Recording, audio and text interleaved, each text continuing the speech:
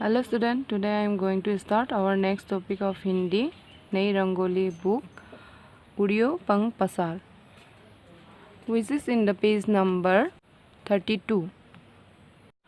उड़ियो पंग पसार। चुनमुन ने जैसे ही दूसरा समोसा उठाने के लिए थाली की ओर हाथ बढ़ाया, नानी जी ने झट से उसका हाथ बीच में ही पकड़ लिया। अरे रे, कितना खाओगे? जब से स्कूल से लौटी हो कुछ न कुछ खा ही रही हो। कितनी बार समझाया है कि लालच में पड़कर ज़्यादा मत खाया करो। चुनमुन रोया सी होकर बोली, नानी खाने दो ना, भूख लगी है। ইয়াত কি কৈছে, চুনমুন যেতিয়া আকৌ সমোসা ল'বলৈ থালিৰ ফালে হাত মেলিলে, তাইৰ আইতাকে তৎক্ষণাত তাইৰ হাত ধৰি ল'লে। আৰে কিমান খাবা? যেতিয়াৰ পৰা স্কুলৰ পৰা আহিছা খায়ে আছা। কিমান বুজাওঁ যে লোভত পৰি বেছি নাখাবা বুলি। চুনমুন কান্দো কান্দোকৈ ক'লে, আইতা খাবলৈ দিয়া না, বৰ ভোক লাগিছে। नेक्स्ट, भूख लगी है, फिर रात को बैठकर रोना, नानी पेट में ऐसी ऐसी हो रही है। नानी ने चुनमुन की नकल करते हुए कहा। चुनमुन तो उदास होकर वहाँ से चली गई, परंतु नानी सोचने लगी कि इस तरह रोकने टोकने से तो कोई फ़ायदा ही नहीं हो रहा और चुनमुन दिन ब दिन मोटी होती जा रही है। क्यों ना मैं आज उसे लालची तोते की कहानी सुनाऊँ। তাৰপিছত কি কৈছে, ভোক লাগিছে, ৰ'বা, ৰাতি হ'লে কান্দি থাকিবা। আইতা পেটত এনেকুৱা এনেকুৱা হৈছে বুলি। এনেকৈ আইতাকে চুনমুনৰ নকল কৰি দেখুৱাই ক'লে। চুনমুন দুখিত হৈ তাৰ পৰা গুচি গ'ল, কিন্তু আইতাকে ভাবিব ধৰিলে যে এনেদৰে ৰখাই থকাটোত একো লাভেই হোৱা নাই আৰু চুনমুন বেছিকৈ শকত হৈ গৈ আছে। কিয়নো মই আজি তাইক লোভিয়া ভাতৰ কাহিনীটো শুনাওঁ। নেক্সট কি কৈছে,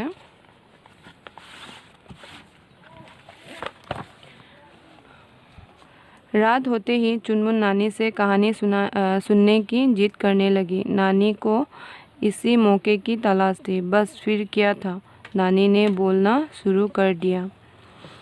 तुम्हें पता है चुनमुन, तोते हर रोज़ हजारों मील की यात्रा करते हैं। तोते अपनी तेज़ गति की उड़ान के लिए सदा से प्रसिद्ध है। एक ऐसे ही तोते के परिवार में माता पिता बूढ़े हो चले थे। युवा तोता माता पिता की सेवा तो बहुत करता था, परंतु माता पिता का कहना ना मानना और मनचाहे सैर सपाटे करना उसकी आदत बन गई थी। राति हुआत চুনমুনে আইতাকৰ পৰা কাহিনী শুনিবলৈ জিদ কৰিবলৈ ধৰিলে। আইতাকে এইটোকে শুনিবলৈ ৰৈ আছিল। তাৰ পাছত কি লাগে আৰু, আইতাকে কাহিনী ক'বলৈ ধৰিলে। আৰু তাৰপিছত তুমি জানানে, ভাটৌবোৰে হাজাৰ হাজাৰ মিল উৰি যাত্ৰা কৰিব পাৰে। ভাটৌ নিজৰ তীব্ৰ গতিৰে উৰি যোৱাৰ বাবে প্ৰসিদ্ধ। এটা এনেকুৱা ভাটৌৰ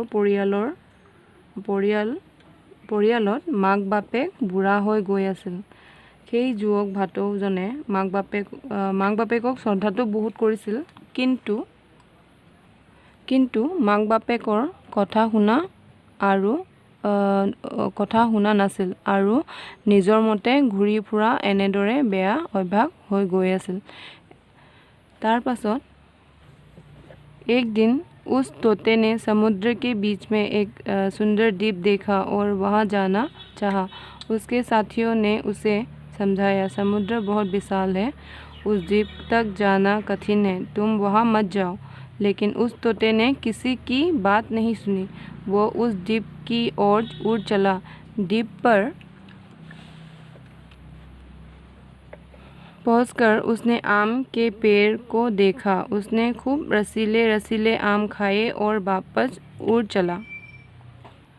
ইয়াত কি কৈছে, এদিনাখন সেই ভাটৌটোৱে সাগৰৰ মাজত থকা ধুনীয়া দ্বীপ এটা দেখিলে আৰু তালৈ যাবলৈ ইচ্ছা কৰিলে। তাৰ লগৰবোৰে বুজালে, সাগৰ বহুত বিশাল, এই দ্বীপটোলৈ যোৱাটো ভাল নহ'ব, তুমি তালৈ নাযাবা। কিন্তু সেই ভাটৌটোৱে কাৰো কথা নুশুনিলে। ই সেই দ্বীপটোলৈ বুলি উৰি গ'ল। দ্বীপটো পাই ই আমৰ গছ এজোপা দেখা পালে। ই তাত লাগি থকা ৰখাল আমবোৰ খাই আৰু উভতি আহিল। घोंसले में वापस आने पर उसके माता पिता ने उसे समझाया, वो द्वीप हमारी सीमा से बाहर है। लालच में पड़कर सीमा तोड़ने से हानि उठानी पड़ती है। किंतु वो तोता भला कहाँ मानने वाला था। वो तो रोज़ ही वहाँ जाने लगा। उसके मन में हर दिन उन फलों के लिए लालच बढ़ता गया। নিজৰ বাটোলৈ অহাৰ পাছত তাৰ মাক বাপেকে তাইক বুজালে যে সেই দ্বীপটো আমাৰ সীমাৰ বাহিৰত। লোভত আহি সীমা ভাঙিলে লোকচান উঠাব লগা হ'ব। কিন্তু ই এইবোৰ মানিবলৈ প্ৰস্তুত নাছিল। ই সদায় তালৈ যাব ধৰিলে। তাৰ মনত ফলবোৰৰ লোভ দিনক দিনে বাঢ়ি গৈ আছিল। एक दिन उसने आवश्यकता से अधिक फल खा लिया। उन दिन उसने अपने माता पिता के लिए भी एक बड़ा फल तोड़ा। यात्रा लंबी थी और बोझ अधिक था। ज़्यादा फल खाने के कारण वो जल्द ही थकने लगा। बड़े फल का बोझ भी उड़ने में बाधा उत्पन्न कर रहा था। वो जितना जोर लगा रहा था उतना ही अधिक थक रहा था। समुद्र के उस पार से उसके साथियों ने उसे इस तरह उड़ते देखा तो परेशान होने लगे, पर वे करते भी क्या। आखिर वो तोता चक्कर खाकर समुद्र में गिर गया और डूबने लगा। उसके साथियों ने बड़े मुश्किल से उसे बाहर निकाला। এদিনাখন ই প্ৰয়োজনতকৈ অধিক ফল খাই লৈছিল। সেইদিনাখন ই নিজৰ মাক বাপেকৰ কাৰণেও এটা ডাঙৰ ফল ছিঙিলে। যাত্ৰা দীঘল আছিল আৰু বোজা বেছি আছিল। বেছি ফল খোৱাৰ কাৰণে ই অতি সোনকালে ভাগৰি পৰিছিল। ডাঙৰ ফলৰ বোজা উৰাত বাধা উৎপন্ন কৰিব ধৰিলে। ই যিমান জোৰ লগাইছিল সিমানেই ভাগৰ লাগি গৈ আছিল। সাগৰ সিপাৰৰ পৰা তাৰ লগৰীয়াবোৰে তাইক এনেদৰে উৰা দেখি চিন্তিত হৈ পৰিল। কিন্তু সিহঁতে কৰিবনো কি। অৱশেষত সেই ভাটৌটো মূৰ ঘূৰাই সাগৰত পৰিল আৰু ডুবিব ধৰিলে। তাৰ লগৰবোৰে অতি কষ্টৰে তাইক বাহিৰলৈ উলিয়াই আনিলে।